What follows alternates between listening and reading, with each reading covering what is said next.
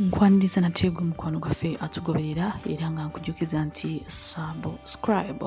Omuyimbi Dance Cartel asazeewo ebya music asooka abiyimirizeemu ate asome eby'omupiira. Omuyimbi ono Dance Cartel avuddeyo mu interview n'agamba nti ensonga lwaki yayimirizaamu okuyimba asooka asome koosi eno ey'omupiira lwa nsonga nti kyekintu kye yayagala okuva edda nga mwana muto naye nga tasobola kukifuna olw'ensonga nti yali tasobola kusamba mupiira bulungi nga tagutegeera bulungi, era ekyo kyamuleetera okuba nga ate akivaamu. Era omukulu ono n'agamba nti yagenda okulaba nga omupiira tegufunamukko kasente ate nga yali yeetaaga sente, n'asala okulaba nga ayingira mu music industry, wabula ku mulundi guno asazeewo agende maaso n'okuba nga ate addayo mu by'omupiira olw'ensonga nti Uganda ggwanga erikyakula. Era omukulu ono yagambye nti ayina kyagenda okugatta ku football fraternity,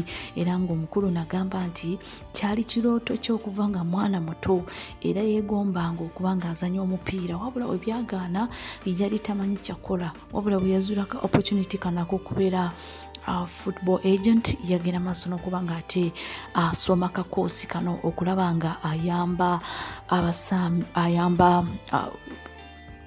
football fraternity. Era ng'omukulu ono yavuddeyo n'agamba nti eby'okuyimba ajja kubiddamu oluvannyuma lw'akakoosi kano. Stay tuned and don't forget to subscribe.